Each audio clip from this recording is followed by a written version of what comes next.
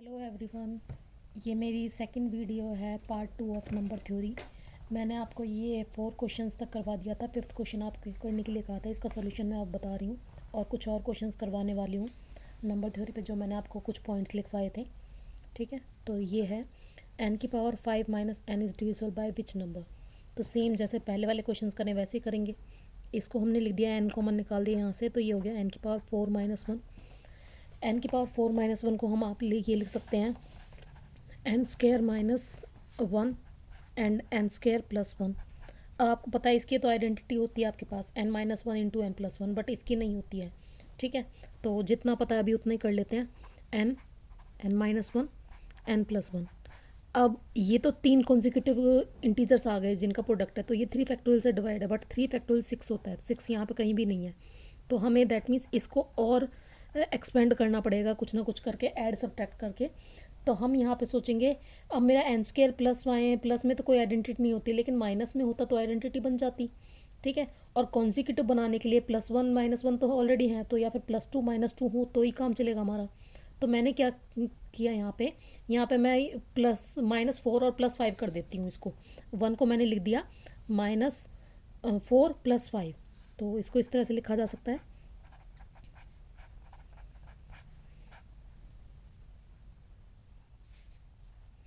n square -4 + 5। n square -4 को एक 1 term की तरह ट्रीट करो और 5 को सेकंड टर्म की तरह। इससे इसको मल्टीप्लाई करना पहले, और 5 से फिर दूसरी ये सारे टर्म्स को मल्टीप्लाई करना है। तो ये आ जाएगा आपका, इसको मैंने ऑर्डर में लिख दिया n -1 into n plus 1। N square -4 + 5 से मल्टीप्लाई कर दिया अब सारा, n -1 n and n plus 1, right. तो एन स्क्वायर -4 को हम आगे और एक्सपेंड कर देंगे, दैट इज़ n -2। बाकी सारी चीज़ सेम लिख दी ऑर्डर में, एंड n प्लस 2। ठीक है, तो और इसमें 5 n -1 n and n plus 1। अब ये क्या है, ये 5 कॉन्जिक्यूटिव इंटीजर्स हैं मल्टीप्लाई में, प्रोडक्ट में, तो ये 5 फैक्टोरियल से डिवाइडेड होंगे, तो ये 5 फैक्टोरियल का कुछ ना कुछ मल्टीपल होगा, तो 5 फैक्टोरियल m ले लिया। ठीक है, सिमिलरली ये भी कुछ ना कुछ 5 फैक्टोरियल से मल्टीप्लाई होंगे, वो सॉरी 3 फैक्टोरियल से मल्टीप्लाई होंगे, क्योंकि 3 हैं, तो 5 × 3 फैक्टोरियल यहाँ पे ले लिया, k ले लिया। तो इसमें से अगर कॉमन निकालोगे आप, तो कॉमन निकलेगा आपका 3 फैक्टोरियल 6 × 5 30, और यहाँ पे 30 कॉमन आ जाएगा। जो भी बचा उसको हमने लिख दिया k'। ठीक है, तो सारा का सारा ये जो नंबर है ये 30 का मल्टीपल आ गया, तो दैट मीन्स 30 से डिवाइड हो रहा है, तो ये आंसर हो जाएगा इसका। नेक्स्ट क्वेश्चन आपका question number 6। If x y belongs to integers such that x + y = 100। दो इंटीजर्स हैं जिनका सम 100 है, तो हमें बताना है कि x y का GCD क्या हो सकता है, पॉसिबल GCD क्या हो सकता है इनमें से। ठीक है, देखो अब मुझे पता है x + y का जो सम है वो 100 है, तो इनका पॉसिबल GCD क्या हो सकता है। आपको पता है कि GCD, अगर कोई GCD क्या होता है, ग्रेटेस्ट कॉमन डिवाइज़र। ठीक है, मान लिया इसका GCD D है, एक्स वाई का GCD D है। ठीक है, तो दैट मीन्स तो this implies D divides x and D divides y, right. अगर D x को भी डिवाइड कर रहा है, D y को भी डिवाइड कर रहा है, तो दैट मीन्स उनके एडिशन को भी डिवाइड करेगा, क्योंकि हमें पता है कि अगर दो नंबर्स को डिवाइड करता है तो उनके किसी भी लिए कॉम्बिनेशन को डिवाइड करेगा। तो D also divides x + y, तो x + y क्या है, 100 आपका गिवन है, तो D डिवाइड्स x + y 100 है ना। तो 100 को कौन सा नंबर डिवाइड कर सकता है, D। क्या 3 डिवाइड कर सकता है, नहीं। 7 नहीं।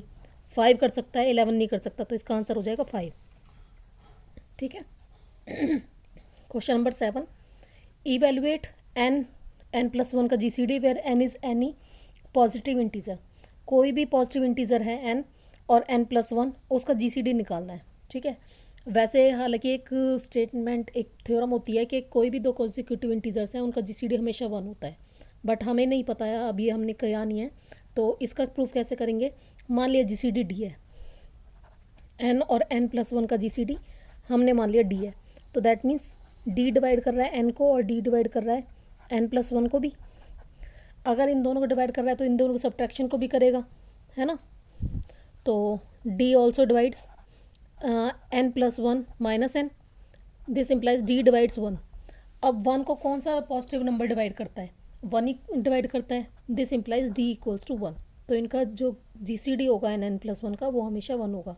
कोई भी दो कॉन्जिक्यूटिव इंटीजर्स होते हैं उनका GCD हमेशा 1 होता है, ठीक है। Question number 8, HCF of two numbers is 21।